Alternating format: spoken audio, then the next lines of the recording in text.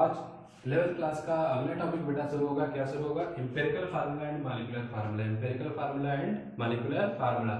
तो तुम लोग पढ़ाई करते रहो, सब कुछ समझ में आता चला जाएगा। बस मन लगा के घर पे पढ़ो और घर में ही रहो, बाहर ज्यादा ना घूमो। गवर्नमेंट छूट दे रही है बाहर घूमने का, लेकिन बाहर मत जाना बेटा लोग, क्योंकि कोरोना तेजी से फैल रहा है देश में। तो आप लोग घर में बैठे रहो और क्लास करते रहो बराबर। और क्वेश्चन जो सीट भेजा गया सारे क्वेश्चन आप लोग सॉल्व करते जाओ। जो जो दिक्कत हो आप लोग पूछो, पूछते नहीं हो क्वेश्चन। समझ में आ रहा है? तो चलो आज हम टॉपिक शुरू करते हैं, empirical formula and molecular formula. तो सबसे पहले बात करेंगे हम लोग बेटा अगले टॉपिक में एम्पिरिकल फार्मूला की। Empirical formula, EF for empirical formula. तो चलो जल्दी से डेफिनेशन नोट कर लो। It is a simplest form of any molecular formula. It is the simplest form of any molecular formula is called empirical formula. In this the ratio of atoms of molecule has a simple whole ratio. समझ में आ रहा है? कोई भी ना term fraction में होना नहीं चाहिए। तो सिंपल सा एग्जांपल देख, एग्जांपल की बात करते हैं C6। ये तो देखा होगा ना तुम लोगों ने। अगर हम लोग बात करें इसका, तो ये किसका फार्मूला है बेटा? ये बेंजीन का फार्मूला है। किसका फार्मूला है? चल बोल, बेंजीन का। इतना समझ में आ गया। इस बेंजीन में कार्बन कितना है? 6, हाइड्रोजन कितना है? 6। अगर दोनों को डिवाइड करें तो 6 से डिवाइड कर सकते हैं। तो अगर बेटा इस बेंजीन का अगर एम्पिरिकल फार्मूले की बात करें तो एम्पिरिकल फार्मूला इसका कितना हो जाएगा हम लोगों का? 6 से दोनों को डिवाइड कर दो तो कितना आ गया बेटा? CH। कितना आ गया? CH। यानी बेंजीन का एम्पिरिकल फार्मूला क्या होगा? CH। क्या होगा बेटा? CH। समझ में आया? क्लियर है? एक एग्जांपल और देख, ग्लूकोज का एग्जांपल देखा होगा ना सबने। ग्लूकोज का एग्जांपल होता है बेटा फार्मूला होता है हम लोगों का C6H12O6। होता है कि नहीं होता? तो ये बता कितने से डिवाइड होगा? चल बता जल्दी सा। कितने से? 6 से। कितने से? 6 से। तो 6 से पूरे मॉलिक्यूलर फार्मूला में डिवाइड करते हैं। तो इसका एम्पिरिकल फार्मूले की बात करेंगे बेटा। एम्पिरिकल फार्मूला इसका कितना हो जाएगा? 6 से डिवाइड करते हैं कितना हो गया? C1H2O1। 6 कम 6 6 दूनी 12, 6 कम 6 ये हो गया हम लोगों का इसका एम्पिरिकल फार्मूला CH2O। क्या हुआ बेटा? CH2O। सबको समझ में आया? कोई दिक्कत यहाँ तक हो जाएगा। ये हम लोगों का सिंपल सा मेथड है एम्पिरिकल फार्मूला निकालने की। एम्पिरिकल फार्मूला निकालना है तो कुछ नहीं करना बेटा, मॉलिक्यूलर फार्मूला को बस सिंपलेस्ट फॉर्म में लिखना है। जिस नंबर से सारे डिवाइड हो जाए उसी नंबर से डिवाइड कर दो, हम लोगों का एम्पिरिकल फार्मूला बन जाएगा। लेकिन फ्रैक्शन में लिखना नहीं है, फ्रैक्शन में लिखना नहीं है। समझ में आया? जैसे देख एक और एग्जांपल, अगर एक और एग्जांपल की बात करते हैं तो हम लोग पोटेशियम डाइक्रोमेट लेते हैं, K2Cr2O7। K2Cr2O7। अगर इसके एम्पिरिकल फार्मूला मॉलिक्यूलर फार्मूले की बात करें तो दोनों एक ही है। यहाँ पे 7 2 से, ये दोनों तो 2 से डिवाइड हो जाएंगे, लेकिन ये डिवाइड होने वाला नहीं है। ये डिवाइड होने वाला नहीं है, इसलिए बेटा ये इसका मॉलिक्यूलर फार्मूला और एम्पिरिकल फार्मूला यही होगा। इसमें कोई चेंजेस होने वाला नहीं है। चलो अब हम लोग बात करेंगे बेटा एम्पिरिकल फार्मूला और मॉलिक्यूलर फार्मूला में रिलेशन क्या है। एम्पिरिकल फार्मूला और मॉलिक्यूलर फार्मूला में रिलेशन क्या है? तो देखो, अगर हम लोग बात करें मॉलिक्यूलर फार्मूला का, मॉलिक्यूलर फार्मूला, तो मॉलिक्यूलर फार्मूला इक्वल टू होता है बेटा एम्पिरिकल फार्मूला इनटू n। इतना समझ में आ गया? तो चल देख, n क्या होता है? n इक्वल टू होता है बेटा molecular mass upon empirical formula mass. Molecular mass upon empirical formula mass is clear है? मॉलिक्यूलर मास को एम्पिरिकल फार्मूला मास से डिवाइड करेंगे तो हम लोग का n की वैल्यू आएगी। n यहाँ पे रखेंगे, एम्पिरिकल फार्मूला को मल्टीप्लाई करेंगे, तुरंत हम लोग का क्या निकल के आ जाएगा? Molecular formula. क्या निकल के आ जाएगा? Molecular formula. तो चलो जल्दी से स्क्रीन को पॉज करो, फिर एक क्वेश्चन हम बता रहे हैं कैसे आएगा। तो चलो जल्दी से नोट करो आप लोग। 1 2 3 4 5 हो गया, आगे चला जाए। तो चल अब हम लोग बात करते हैं एग्जाम्पल की। क्वेश्चन देख, ये हो गया हम लोग का। तो देख ले क्वेश्चन। अगर सपोज कर एक क्वेश्चन हमने दिया, A molecule has empirical formula CH and its molecular mass is 78, कितना बेटा 78, then find out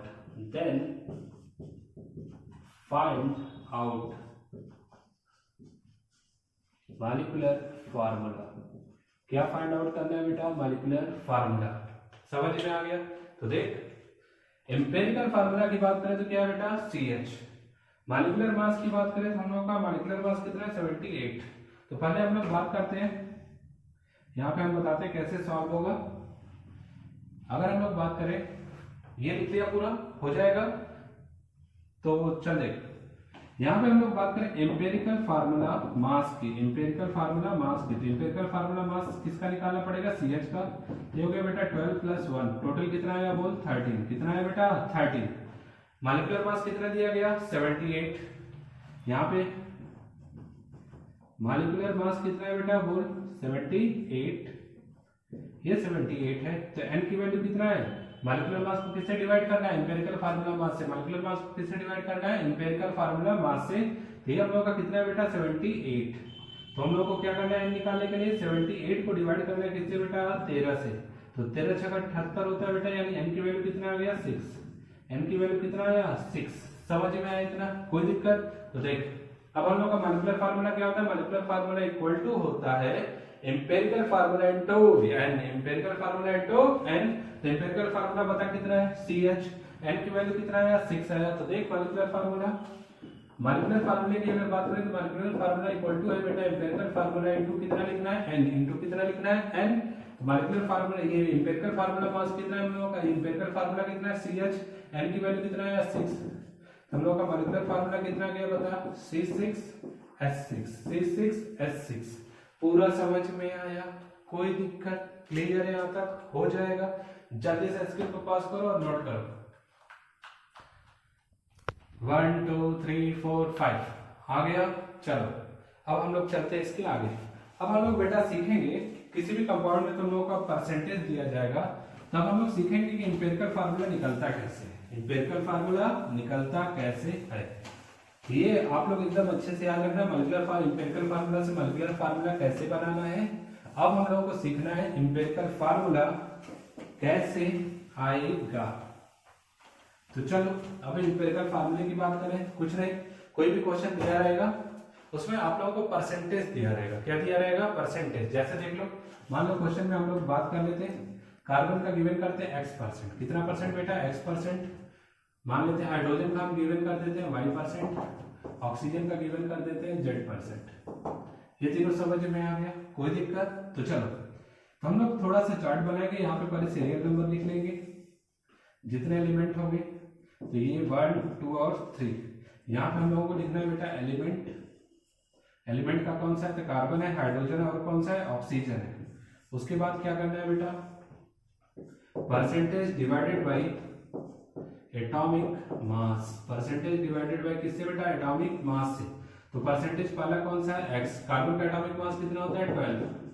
हाइड्रोजन का परसेंटेज है y, कितने से डिवाइड करना है? 1 से।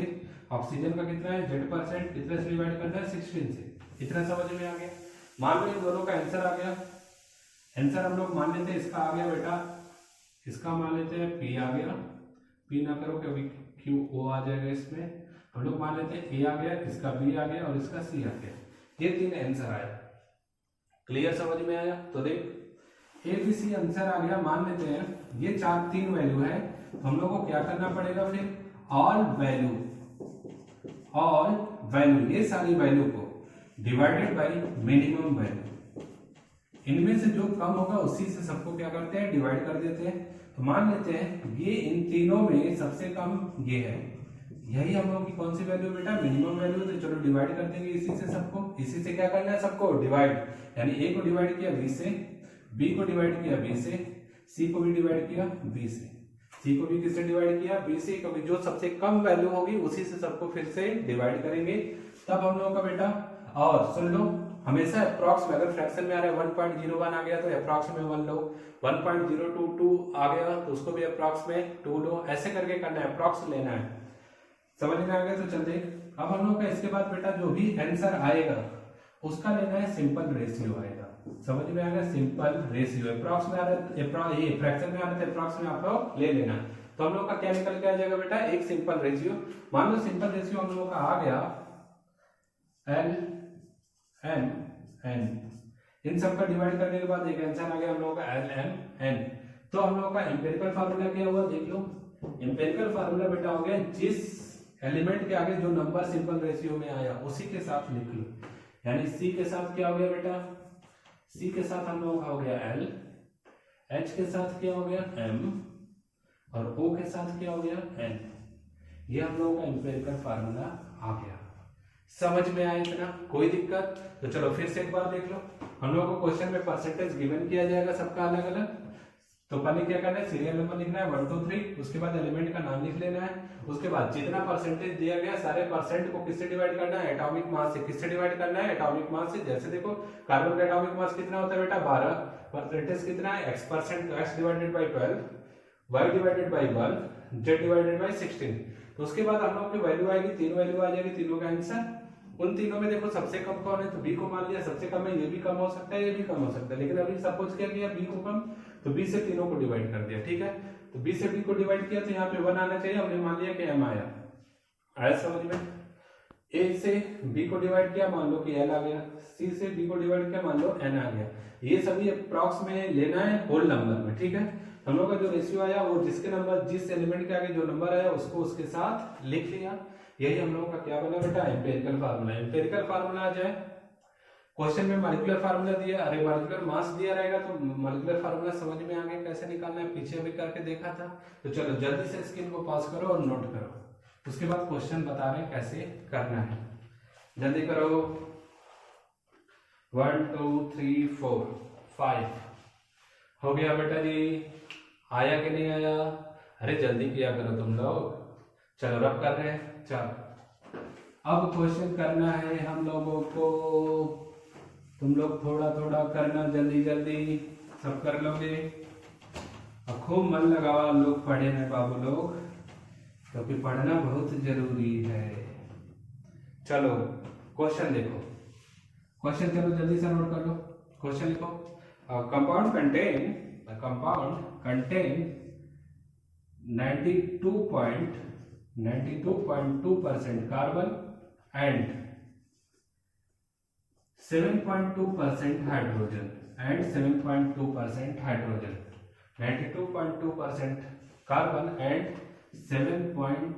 92.8% करो, carbon and 7.2% hydrogen, 92.8% carbon and 7.2% hydrogen, and its molecular mass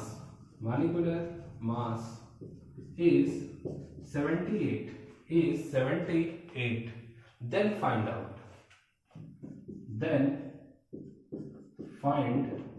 out empirical formula, second molecular formula, empirical formula and molecular formula. समझ में आया क्वेश्चन? कोई दिक्कत? तो आप लोग ट्राई करोगे? चलो आप लोग ट्राई करो, नहीं आएगा तो बताएंगे। चलो जल्दी करो,